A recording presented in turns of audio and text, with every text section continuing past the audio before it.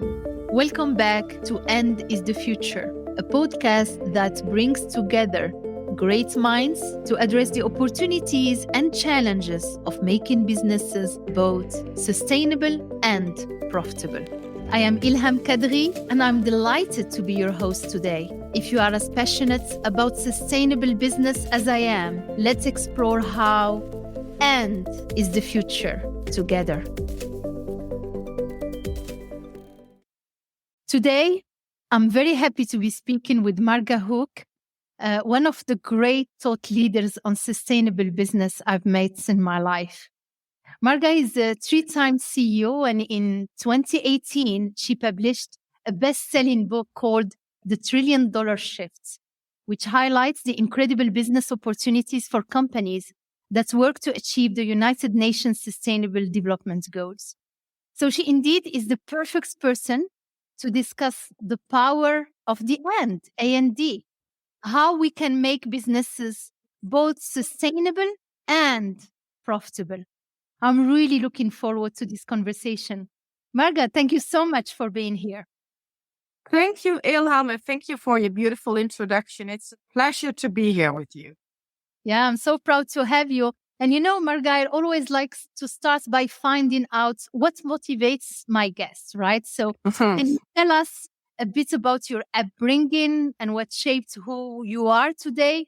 I know that as a young girl, you seriously studied ballet, right? Correct. Did that influence the leader you have become today and your path towards sustainability? Absolutely. I think everything you go through, you experience, and you are given while being brought up and developing as a young person impacts you, and it's important. And well, you make me look back a long time ago now, Ilham. You are a young woman. Yeah, true. So, but yeah, going back a long time, let's say in my early days, what was important to me is that I loved art as a young child very much. Was not necessarily something in my background, but I really loved it. And I took on ballet because I thought it was a very beautiful art form, which you create with your own person, with your own body even. And that was an inspiration to me, creating your own art in a way. Yeah. Also because it was difficult. You know, ballet is something which you have to endure a lot of pain. It needs a lot of perseverance. You have to push your boundaries all the time because your body will resist and your mind has to push yourself through. And also it shaped me in a way because, you know, I was the type of girl that went to school. Then after school, I took the train. Thinking back, I'm actually surprised my parents allowed me to do so at the age of 11, 12 years old. But well, went to Amsterdam into the ballet academy, and there another life started. And then you had your lessons. You were fully focused on that. Went back home, came home at 8 at night, had some food, and then I had to prepare for the next school day, but in a limited amount of time. So I learned, you know, to be able to switch my mind to different things, to really think about what is most important, what do I need to do, and what can be, you know, disregarded or less important. I learned to push myself and to have discipline to be able to do all those things. So that gave me a lot, and it gave me a lifelong love for art. Yeah. Because art, I think, is in this world, and even if you think about today, so tremendously important because it connects people, it unites people, it helps us to understand things. I mean, it precedes reality because people in art are not limited in the way that, let's say, we business people are. Yeah. So it's an attempt to bring, let's say, order in a chaos that's often so us. So it has so many important things. So that part was very important. I think another part in my upbringing that was extremely valuable, and to be honest, I only learned to really appreciate it only later in time, which happens with so many things in life, don't they? And that was an important role model in my life, my grandfather. And he preceded his time. He's probably the biggest hero in my life. He was a captain on a ship. And in a captain, literally, you have the responsibility for everybody on that ship and even their lives. He was a politician, and politics are nowadays not a very popular topic, but he learned me the true value of what it means to think for politics, for policies, for the wider system. That was important to him. He was a very creative person and always learning. And he was a holistic person. And I only realized that later, of course, and then for me, he was the person I could ask him whatever kind of question and we would talk about it. And most of the times he would know the answers to those questions. But if he didn't, he said, if I don't know the answers, what we can do is think together. Isn't that a beautiful thing? And then we were thinking together and exploring together in a very open way. And that gave me a lot that I took on in my later life, to be a holistic person, to be open-minded, to embrace the unknown. He was a person that was very active in the resistance in the Second World War. Yeah. So I also got the context of standing for your principles, whatever. And also if it came to sacrifices, and in my work in sustainability, that's extremely important because he told me, Marsha, think things through, have a wise opinion, an informed opinion, take a decision and stand behind it and fight for your principles. And that is, those are thoughts that are with me today, even every day. Wow. So wise opinions, educated opinions, stand behind your values. And we have this in common, Marga, because my grandmother was my first role model for leadership as well. She taught me about the value of education, that we didn't have a luxury to waste at that time. Of course. Yeah. So it's great to have those early role models in our lives. Obviously, you wrote a best-selling book called The $1 Trillion Shifts. I'm jealous. I wished I wrote your book, right? Yeah. And I really enjoyed it, Marga, and I recommend it to everyone. In the book, you make the important point that 69 of the world's biggest economies are actually corporations.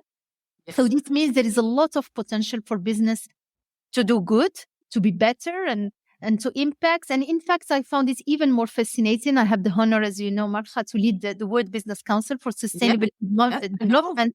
And we are working with more than 200 companies to achieve the sustainable development goals. And actually, as you show in the book, there is a $12 trillion dollar business case to achieve the SDGs, because they open up new markets. They open up new opportunities. So, and I found this when I met you and you offered me the book. I found it the perfect example of the power of the A&D.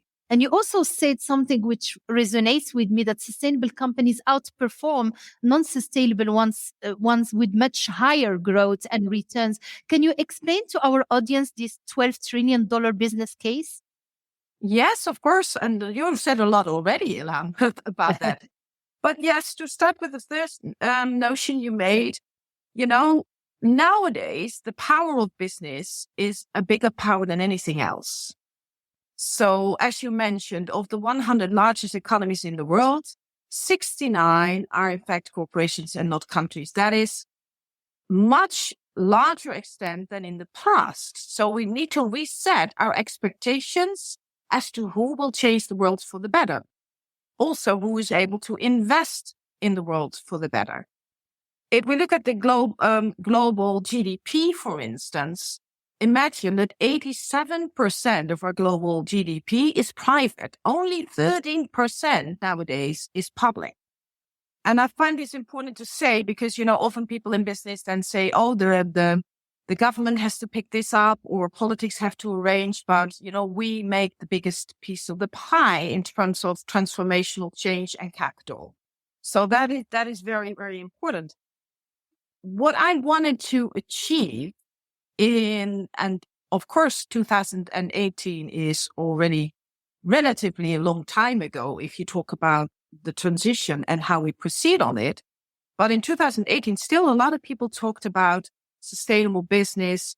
Yes, that's nice. I would like to do it, but it will cost money. It's easier to do it the current way. If you talk about investments, yes, but investing sustainably will cost more because, of course, there's additional work to be done.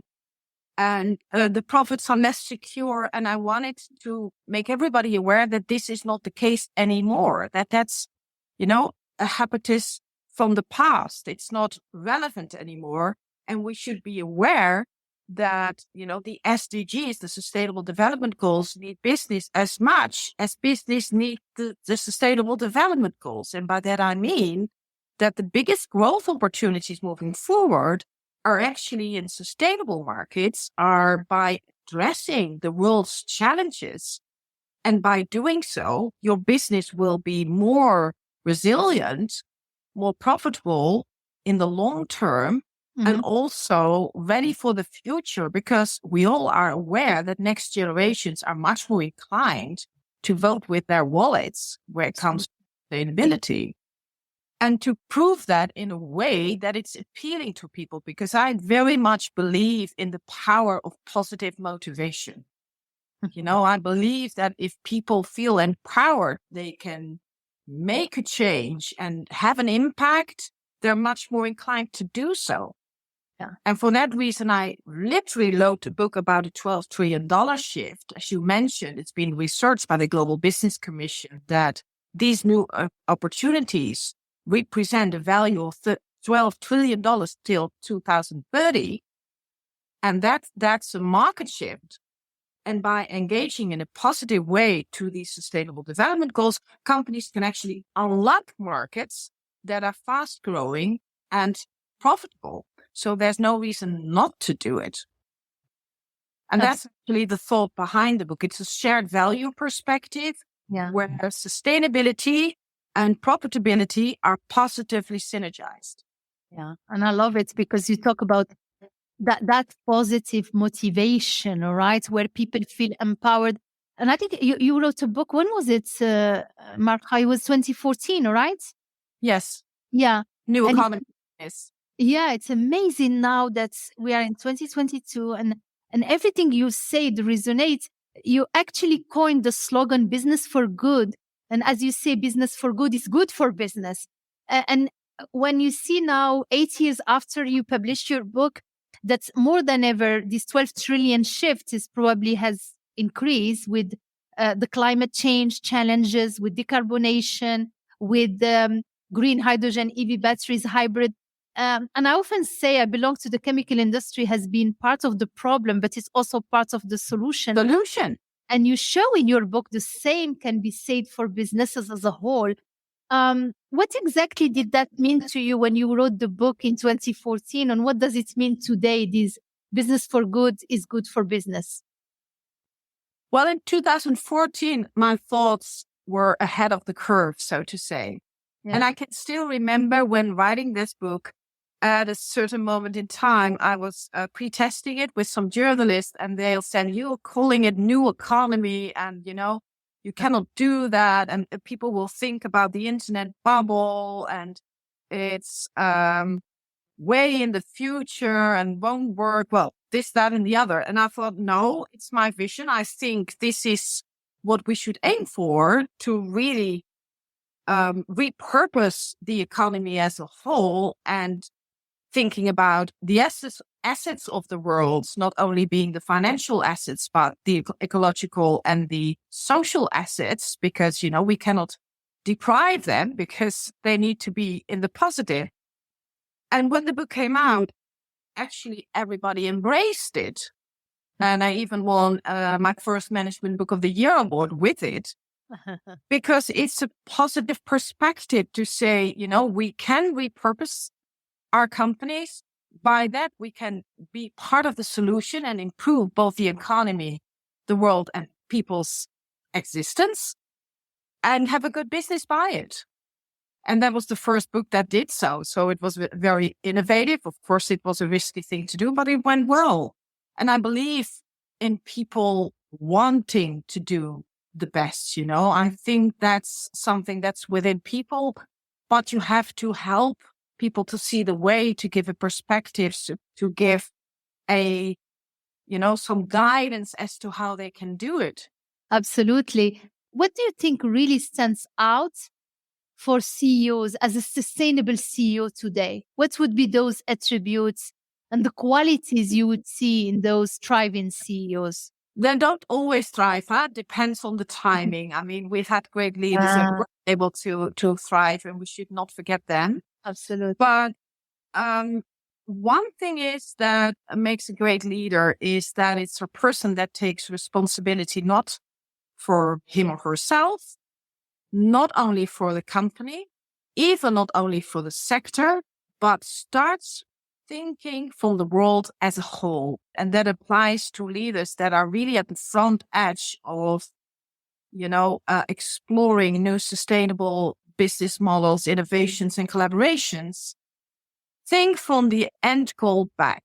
So they think, okay, we have hunger in this world. We have a carbon problem. We have a resource problem. We have a health problem. How can I contribute with what we can do? Not only what we do today, but what we could potentially do tomorrow. How can we contribute to that? And if we can contribute to that, with whom can we partner to be able to contribute to that? And then start exploring in an open mind, because all these leaders do unexpected things and rise above their own company and their own sector and start reasoning back from the end goal. That is the truly purpose-driven way, so to say. Everybody talks about purpose, but these leaders are truly purpose-driven because they start with the purpose. Being convinced that if you start with the purpose and you align with what your business can do, there will be a business case, and which is true. So that's one thing. I think a second thing is that they are bold leaders. It's very difficult to be a leader who has the courage to say things that at the time they are saying it, for instance, I'll achieve net zero in 2025, to give an example. At the point in time you say such a thing, you have, to be honest, no clue as to how to achieve it. But you don't have yourself guided by what you can do, but you have yourself guided by what is needed. Yeah. And they are convinced that it's the objective and the goal that matters, and that the journey needs to be explored and found along the way. But it takes a strong character to be able to do that, because you're criticized all the time, you get comments, it's insecure, and you have to, give people around you security. But to be a really bold leader is important. I think the third thing is that these are all people that are totally open-minded. As I told you, my own grandfather was open-minded, always lifelong learning, never thinking they know it, but always, looking forward to new experiences and other insights, and are open-minded to collaborate with whoever, wherever, because that's the way to get there. I love it. Yeah, that's important. I think that to be successful as a CEO, you have to balance successfully what the old world and what the, let's say, online economy expects of you. And on the other hand, what you want and need to do to achieve your mission.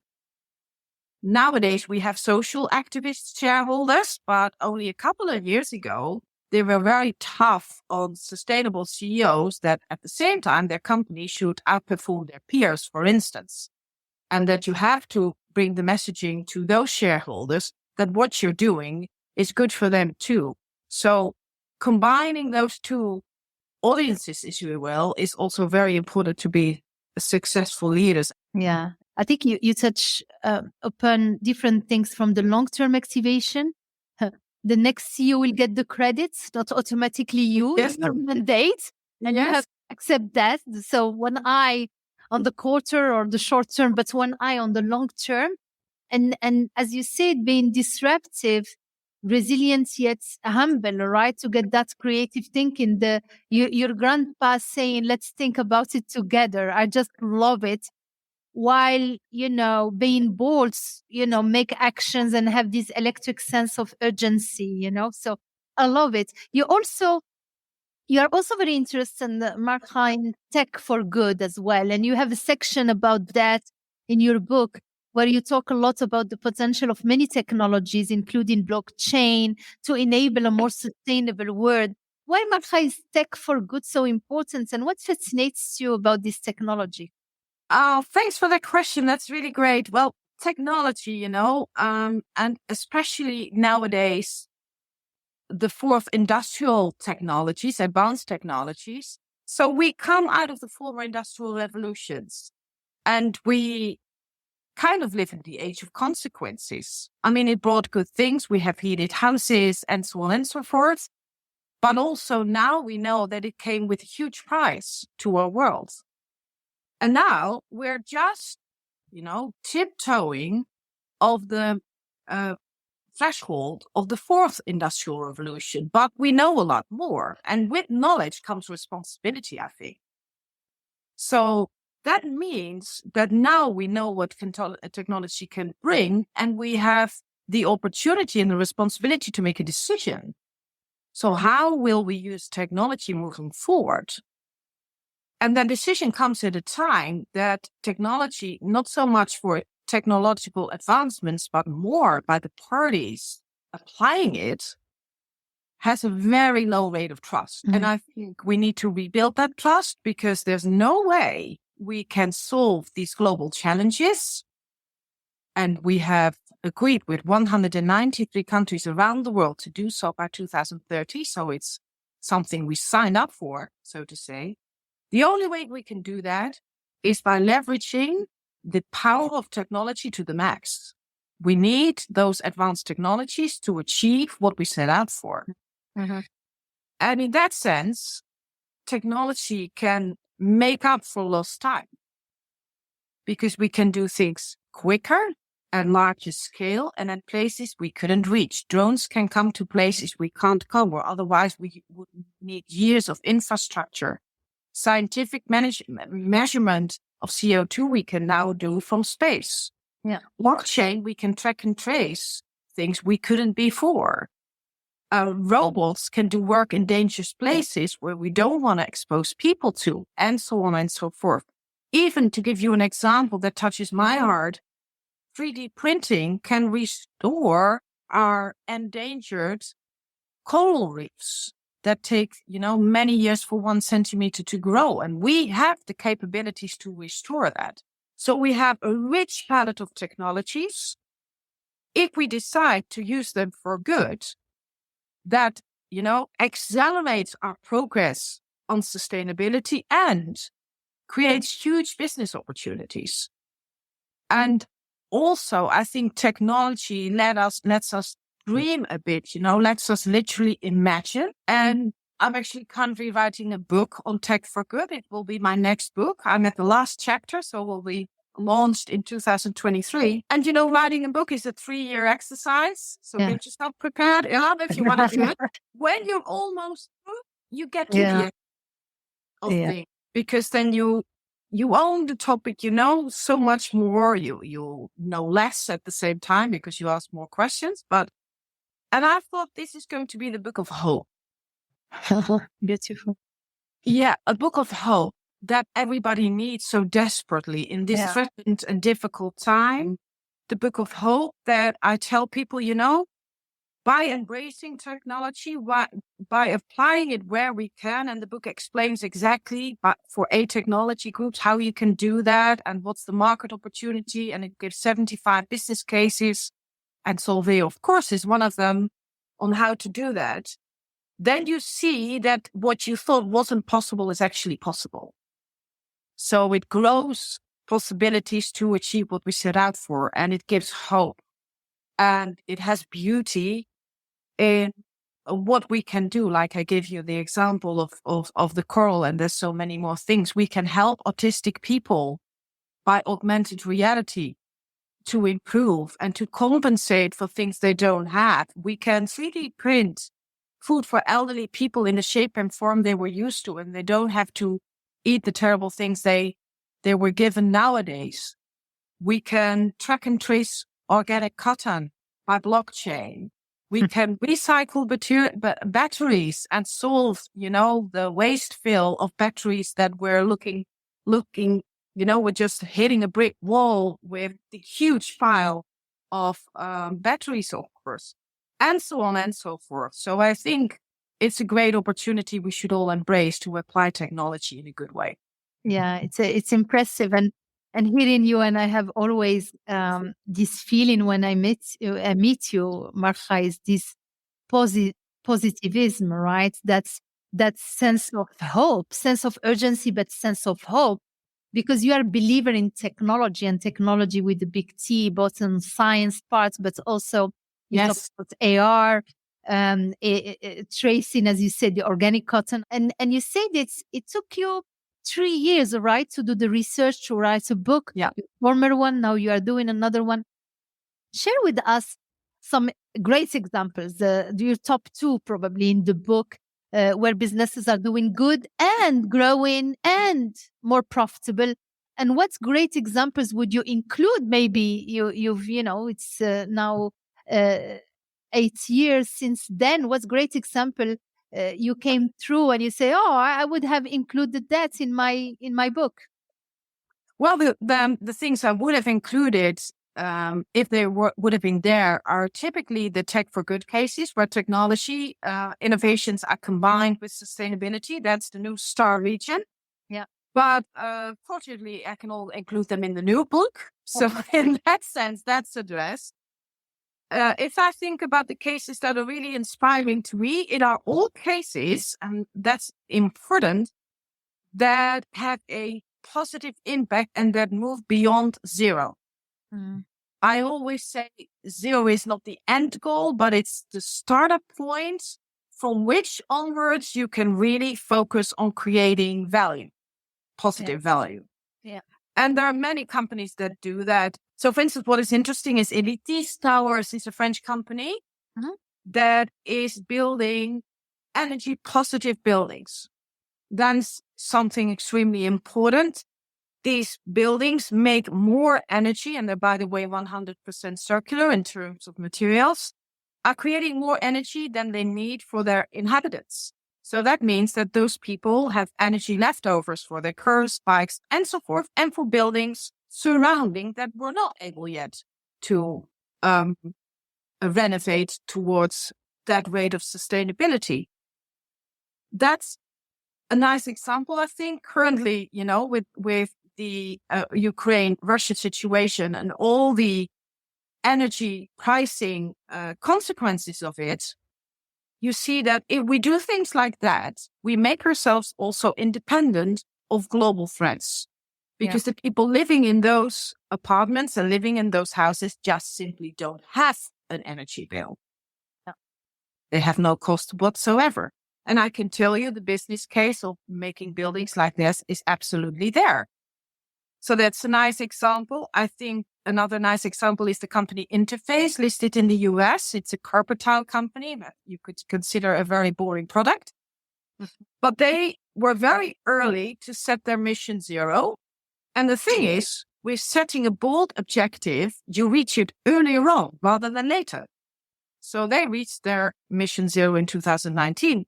And moving onwards, they said, well, this is great. We are no longer part of the problem. Now let's see in what areas and to what extent we can really be part of the solution. And so they did several very inspiring projects. One of them is called Networks. Because imagine if you're a carpet tile company and you say, I'm 100% circular, where is your growth coming from? As we need to decouple growth and impact, and then later on recouple in a positive way, you need secondary materials. So they went on a mission to search for that, collaborated, and I'm making a very long story very short now, with the Zoological Center in London, and found that fishermen, and they started in the Philippines and then expanded into other countries, actually, when their fishing nets are discarded because they're broken, they were dumped in the sea, doing a lot of damage to fish and other life underwater, but also serving them no economic purpose because they were just thrown away. And Interface bought all of them, millions and millions and millions, and started to use those nets as resource for their carpets. And from that onwards, moved to next steps with the community, enabling financial inclusion to those fishermen, and then educating them into doing other things besides fishing as well. And another thing they did, which is very exemplary for this positive impact thought, is climate take back. They said, okay, we're now at zero. We do no harm anymore in terms of CO2. But, even if everybody stops emitting CO2, we're still left with billions of tons of CO2 still to be emitted from the air. Equal to our plastic soup, even if we start polluting and start throwing away plastic, still we have a plastic soup double the size of France or Germany left with that needs to be solved. Yeah. And so they said, and this is a movement that's now starting in the market, let's see if we can use that CO2 as a resource via biochemical processes. And they achieved that and now made it into granulars and use it as a resource for the carpets. And now you see more companies picking that up, and the whole market on carbon is fastly growing. Yeah, no, I think you touch upon many and allowed the positive impacts beyond the zero. And what you talked about in these fish nets, recycling is about circularity in a way. If you reuse the waste, it's not a waste anymore. So now, Marga, I would like to get to some curiosity questions about yourself. What kind of leader were you? I mean, you are 3-time CEO. And I would be very interesting that you share a bit of who you are and how did you yourself work to just become, a better leader, a leader implementing the SDGs in your companies. Well, my first CEO role was a mid-sized construction company. I'm still very happy that I led a company with a couple of hundred employees because it shaped me as a leader. In that case, you know your people and you know your people's families. And they're all in an area where you know all the stakeholders as well. And I think that was very good to grow as a leader because it's very direct, you see and meet everyone and you know what the impact of your actions is. So I became very aware that there were social organizations of people desperately needing work, that there were areas where we operated as a construction company that were important to protect. And I'm thankful for all the people I worked with then that they helped shape me. Safety was very important there to protect my people that were on construction sites, for instance. Then later on, I became a CEO of one of the largest parts of a listed company. And we had a lot of construction sites, and it's unbelievable what the impact of construction is on world's challenges. I mean, we represent 30% of all total waste and 38% in total of emissions, the whole sector together. And being aware of that and having a company with much larger scale, I thought, I want to be part of the solution because it cannot be responsible for something, that has such a negative impact. And I was supported by my colleagues and board there to shift the business. So how was I as a leader there? I was much more active in driving the business into future models. So for instance, I shifted our, let's say, conservative houses into energy positive, sustainable houses. And and back then I thought it was just common sense. And nowadays we call it sustainable leadership, but we put it in the P&L of all the regional directors saying this year you have to do 10%, next year 30%, then normal logics. But that worked. We supported them. We also included it into their remuneration and bonus system. Wow. So that depended on how much you shifted your business towards the future business, as we call it. But also we said I was somebody who was very entrepreneurial in the sense of setting up new things they hadn't done before. So the construction sites, I saw other companies taking away what back then we called waste. And I just mentioned the whole sector represents 30% of total waste. And I had to pay for it. And I think this is strange. They go away with my stuff. Yeah. It's worth something because it's resources. And now I have to pay them. Let's change that. So I really set up a new business for good. And that was a circular company that was responsible for the flow of materials. So they provided the materials, took them back, and recycled them. I love it.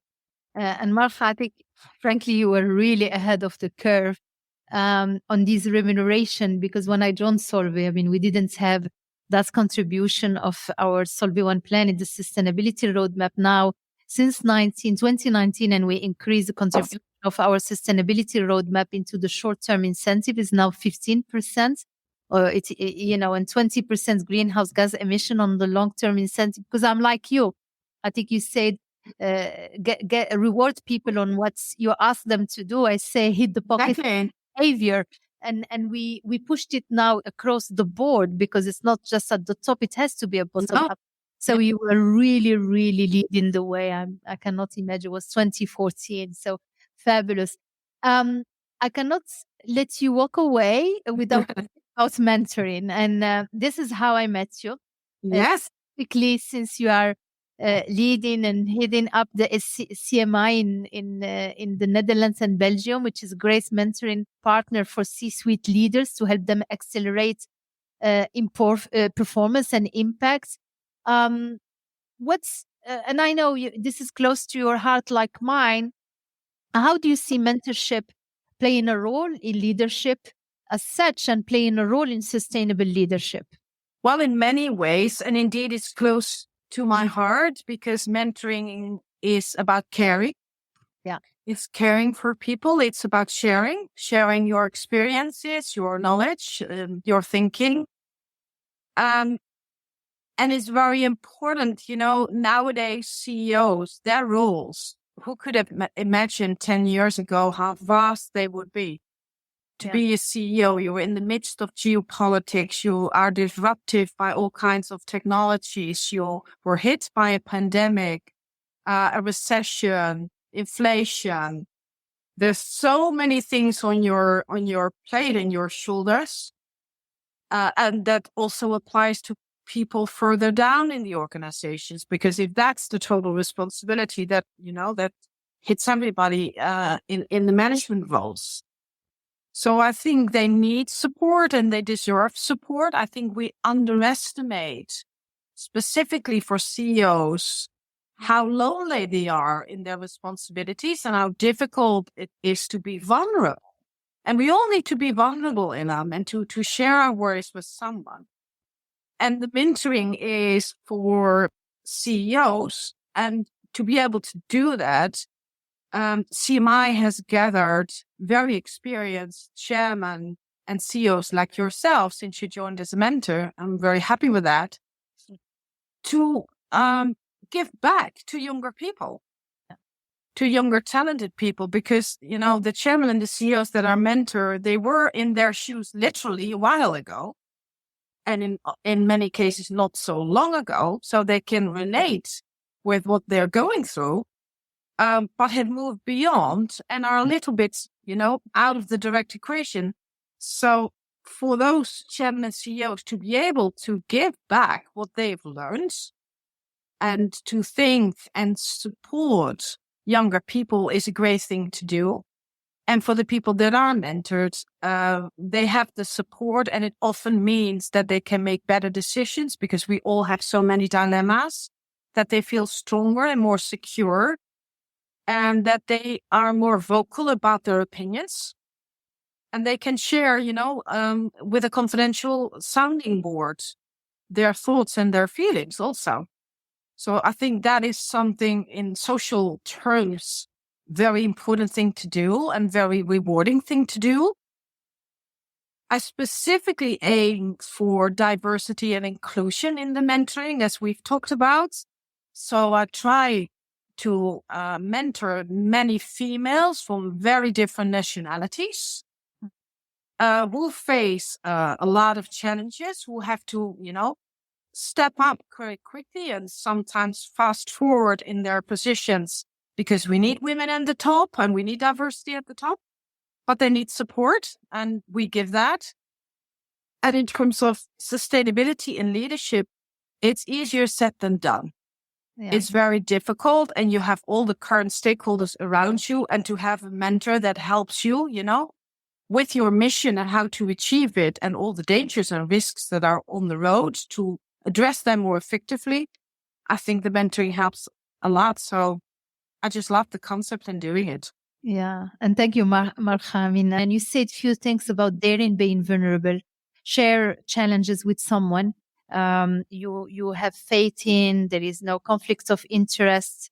Who is can do good for you and do not stay lonely, because as you said, our jobs, the leadership jobs, have changed a lot. And you talked about the geopolitics and all of this. My job changed since the last 3 years drastically, and give back. So I love that.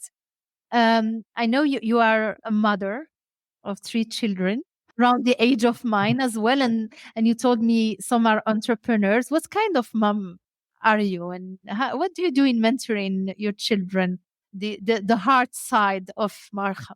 Well, I'm the mother that's always doubting herself if she does good enough to her children, of course. Like all of us. Yeah, like all of us.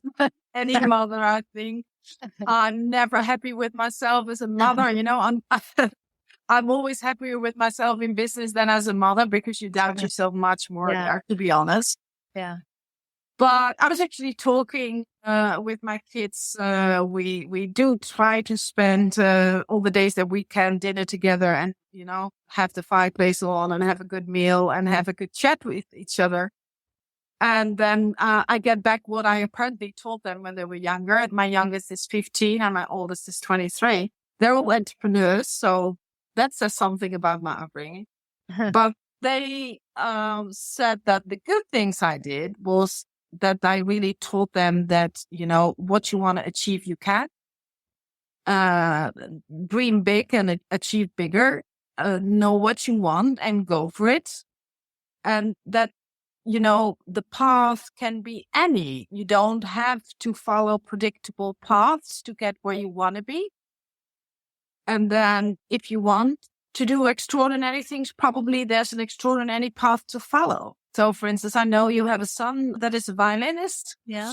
So my youngest son, he's a DJ producer in EDM music. So Martin Garrix and the likes. Yeah, it's great. And he had to go to a very special high school because he wanted to do it in a much short period of time, because he wanted to do music, and otherwise it just took too long for him and took him away from his creativity. He went to a special high school. He's now the youngest student at the Herman Brood Academy. To all the music inside is well known ever. And he's very much looking always inside himself to who he wants to be. So I paid a lot of attention that my kids have the inner strength based on a true purpose, who they want to be in life, and from that where they want to go. My oldest son is also entrepreneur in coaching entrepreneurs, young entrepreneurs around the world, and also is very purpose driven.